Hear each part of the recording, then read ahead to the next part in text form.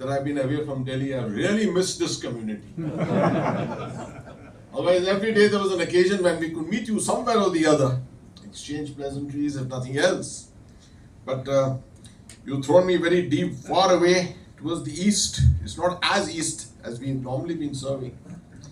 But I'm glad that you've sent me to a new frontier which most people are not aware of, which is an emerging frontier connected with exactly what you have written just now. This is the border of Bihar and Nepal, and a segment of the Siliguri corridor, which I was unaware of, because rarely do we look at maps, post-retirement especially.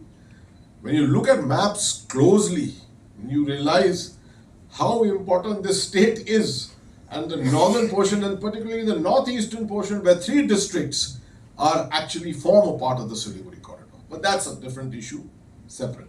My compliments first of all. General Shaukin, great scholarly pursuit, timely contribution to strategic literature, one of the few general officers who has delved into a non-military aspect. Now it is becoming military, but a non-military aspect of national security. Let me speak from the heart before I go to my script.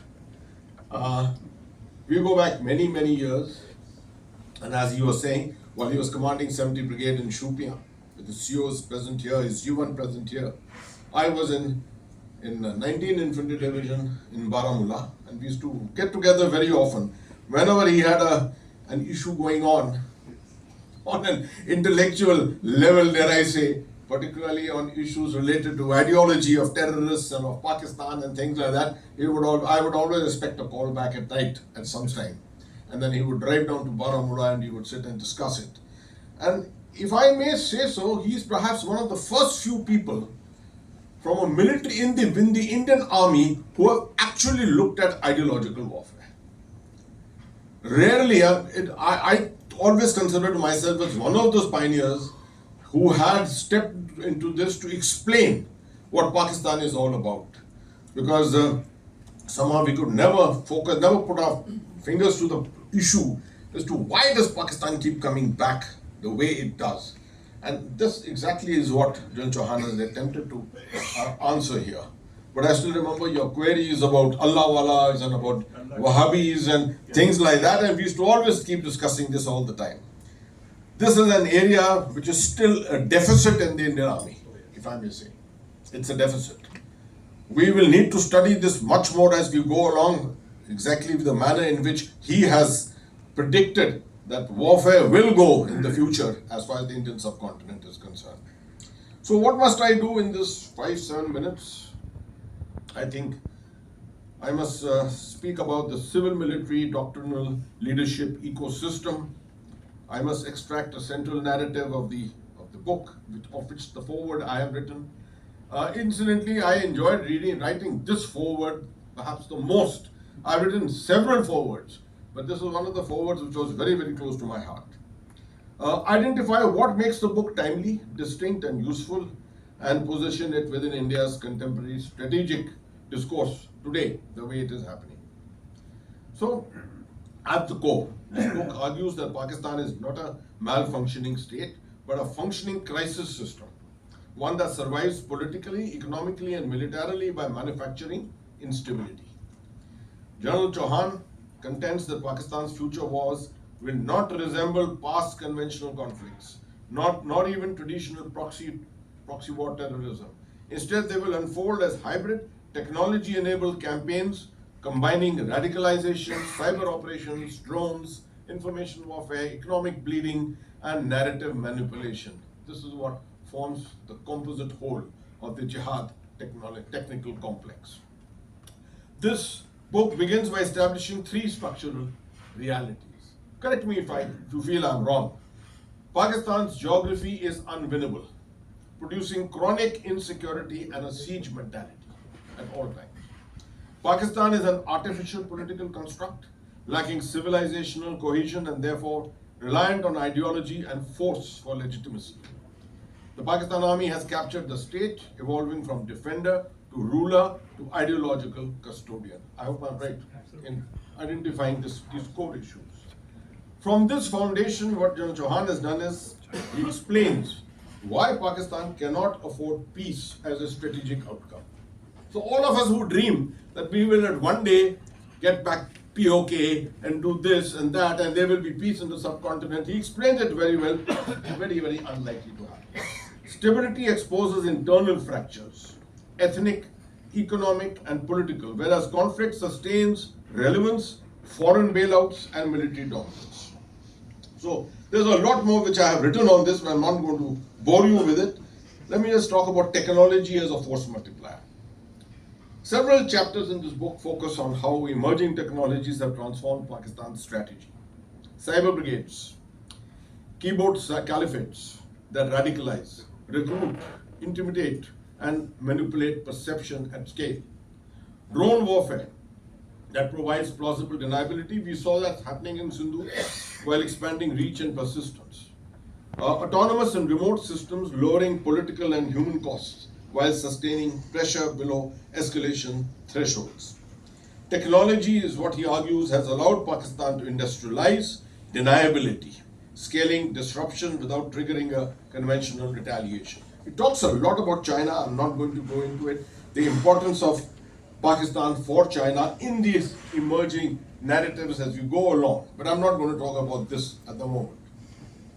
For India's challenge. The later chapters of this book shift focus to India, warning that emotional responses and episodic retaliation are insufficient.